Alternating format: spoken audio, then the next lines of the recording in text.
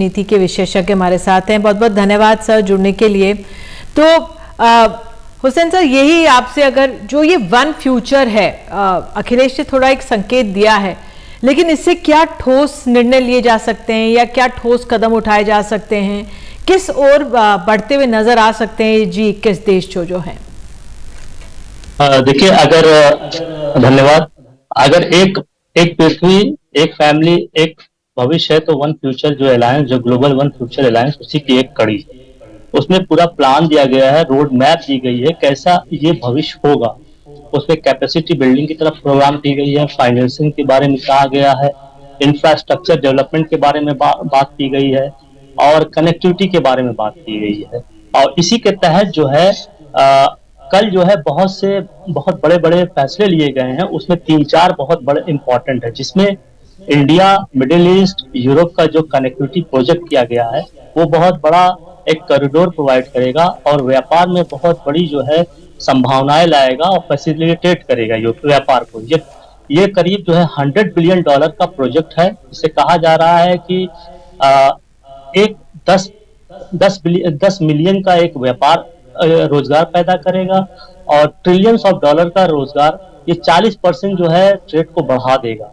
तो अगर इतना बड़ा जो है एक कॉरिडोर बिल्डअप किया गया है, इसको एक्सेप्ट किया गया है, तो ये वन फ्यूचर की तरफ ही है कि सारे सब कुछ मिलके ट्रेड में जो प्रॉब्लम्स होती हैं, जो हर्डल्स हैं, लॉजिस्टिक की जो सप्लाई अभी कोविड के बाद जो है और यूक्रेन युद्ध के बाद जो है लॉजिस्टिक सप्लाई डिस्ट्रप्शन हुआ है, उसमें लोकल लेवल पे छोटे छोटे उसमें सप्लाई चेन को डेवलप किया जाता है ताकि कोई लड़ाई हो, कोई महामारी हो तो ये चीजें जो है वो डिस्टर्ब ना हो। खाने की प्रॉब्लम, खाना एक जगह से दूसरी जगह जाने में कोई प्रॉब्लम ना हो, हेल्थ की कोई प्रॉब्लम ना हो, दवाओं का स्मूथ जो है फ्लो हो और शिक्षा है, एजुकेशन है, सारा एक कनेक्टिविटी हो जाए। दूसरा जो हमने किया गया है ग्लोबल बायो। मेरी फैमिली को रोज रेस्टोरेंट जैसा खाना चाहिए घर पे, लेकिन घर पे ही क्यों? क्योंकि घर का खाना एकदम सेफ और हेल्दी होता है, लेकिन घर पे मध्य पूर्व और भारत इस एरिया को लेकर फंडिंग कैसे होगी, क्रियान्वित किस तरह से होगा? बताया जा रहा है इस बार कुछ ऐसे इनोवेटिव स्टेप्स लिए गए हैं कि जो फाइनेंशियल रोड ब्लॉक्स हैं वो शायद इसमें आड़े हाथ नहीं आएंगे। देखिए, फंडिंग में जो है मल्टीलेटरल डेवलपमेंट बैंक को आगे किया गया है और इस मल्टीलेटरल डेवलपमेंट बैंक के 3 स्टेप दिए गए हैं कि कैसे पैसे आएंगे।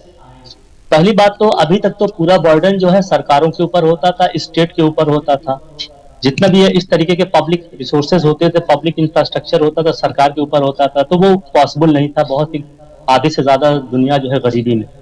तो और दूसरी तरफ जो है प्राइवेट सेक्टर था। प्राइवेट सेक्टर अपने लाभ के अलावा कहीं और नहीं जाएगा, पैसा क्यों लगाएगा। तो ये इसको जो है मल्टी डेवलपमेंट बैंक, जो मल्टीलेटरल डेवलपमेंट बैंक की जो बात की गई है, उसमें जो है 3 चरण पे दिया गया है फाइनेंस का इशू। नंबर 1 ये है कि सरकार देगी, ये जितने भी सरकार इसमें जो है 25 करीब, अगर पूरे यूरोपियन यूनियन के ले लें और ये ले लें, करीब जो है करीब 60 मुल्क आ जाएंगे इसके उसमें। तो 60 मुल्क की गवर्नमेंट जो है उसमें कुछ न कुछ फंडिंग करेगी। फिर 60 मुल्क के प्राइवेट जो है इन्वेस्टर्स फंडिंग करेंगे और उनको उनका रिटर्न इंश्योर रहेगा। और फिर तीसरे लेवल पर जो है मल्टीलेटरल डेवलपमेंट बैंक जो है वो कंसेशनल रेट पे जो है ये पैसा प्रोवाइड करेंगे। सबसे बड़ी समस्या यही थी चाइना को लेकर जो था कि वो हट रहा था, पैसा मैं नहीं दूंगा।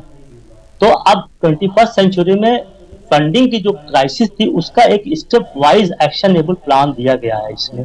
और गल्फ कंट्रीज के पास पैसे हैं तो, लेकिन वो अपने डाइवर्सिफिकेशन की बात कर रहे हैं, पोस्ट ऑयल की बात। ऑयल खत्म हो जाएगा तो फिर क्या, ये चिंता उनको सता रही है, तो इसलिए वो एक्टिवली इसमें पार्टिसिपेट कर रहे हैं। तो अगर इस तरीके से पार्टिसिपेट कर रहे हैं तो उनके पास पैसे बहुत है, जैसे यूएई है, सऊदी अरब है, इनके पास जो है सॉवरेन वेल्थ फंड जो है $3-4 ट्रिलियन है और इनके पैसे जो है विदेशों में बिना इंटरेस्ट के जमा रहते हैं। चाहे यूएस हो, चाहे यूरोपियन कंट्रीज हो, इनके millions and billions of dollar जो है बगैर इंटरेस्ट के बैंकों में जमा रहते हैं। तो ये सारे पैसे अगर एक वेंचर में लगेंगे, वो भी चाहते हैं कि उनका पैसा सही जगह लगे जहां पे उनको रिटर्न मिले, तो ये तैयार है बिल्कुल पैसा देने के लिए, क्योंकि पोस्ट ऑयल का ये मीट करना चाहते हैं, इकोनॉमी को डाइवर्सिफाई करना चाहते हैं, तो और एक्सपोर्ट बढ़ाना चाहते हैं नॉन ऑयल का। यूरोपियन मार्केट है, इंडिया है, अफ्रीका है, ये सारी चीजें जो है एक जाल बैठेगा। हम इसको ये नहीं मानते हैं, लोग कहते हैं बीआरआई के जो चाइना का है बेल्ट एंड रूट के खिलाफ, नहीं, बीआरआई एक अलग प्रपोजल है, ये अलग प्रपोजल है। इतनी बड़ी दुनिया के लिए एक प्रोजेक्ट नहीं काम करेगा। तो लेकिन बुनियादी अंतर है दोनों में डॉक्टर जाकिर हुसैन की, जहां जो चीन का बीआरआई है वो जो देश शामिल है उन्हें कर्ज के जाल में फंसाता जा रहा है, और दूसरी ओर ये जो नया इकोनॉमिक कॉरिडोर बनाने की बात हो रही है, इसमें जैसा आपने खुद कहा कि ऐसे देश है जो काफ़ी समृद्ध देश हैं जिनके पास पैसों की कमी नहीं है, तो मॉडल भी दूसरा है जिस तरह से फंडिंग की जाएगी। तो ये जो फंडिंग का बुनियादी अंतर है, ये चीन और इस मॉडल में फर्क करता है।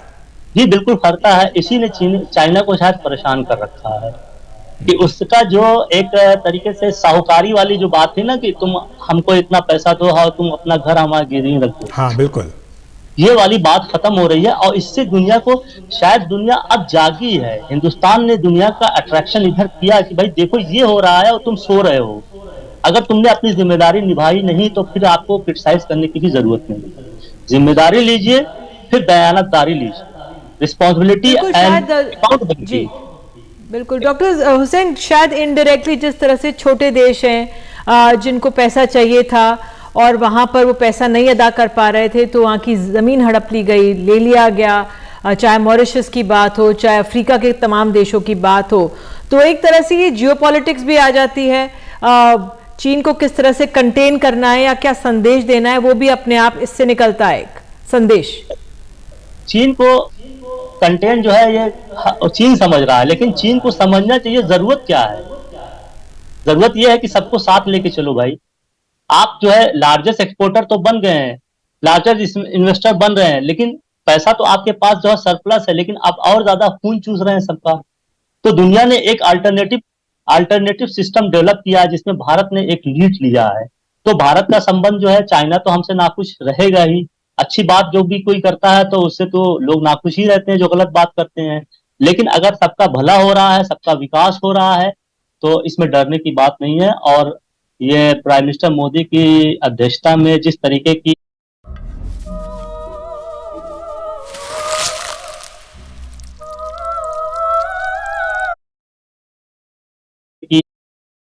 बिना अगर इसको एड्रेस किए हम फिर सुपर पावर या हमारी इमेज बिल्डिंग नहीं होगी। तो उसको लगा कि भारत ही एक ऐसा देश है, बड़ा मुल्क है, जिसका भविष्य भी बहुत ही उज्जवल है, और उसकी हिस्ट्री भी इतनी ह्यूमन सेंट्रिक रही है और ह्यूमन सेंट्रिक अप्रोच भी है। तो इसी को साथ लेकर शायद हम भी अपनी गिरती हुई साख को बचा लें जी। तो ये एक बहुत बड़ा मतलब जिसको समझना है वो समझेगा कि ये क्या हुआ है न्यू दिल्ली में। बिल्कुल, ये एक नई दिशा सेट कर दिया है, पैरेलल वर्ल्ड सेट कर दिया है लोगों को। इसको मैंने करिश्माई कॉरिडोर का नाम दिया है डॉक्टर जाकिर हुसैन। मुझे लगता है कि ये करिश्माई कॉरिडोर है जो कि भारत की भी तस्वीर को पूरी तरह से बदल देगा, क्योंकि भारत इस कॉरिडोर के केंद्र में रहेगा और जितना फायदा भारत को होगा, मुझे लगता है कि किसी अन्य देश को उससे ज्यादा फायदा मिलेगा। बहरहाल इस चर्चा को हम जारी रखेंगे, वक्त एक ब्रेक का। अखिलेश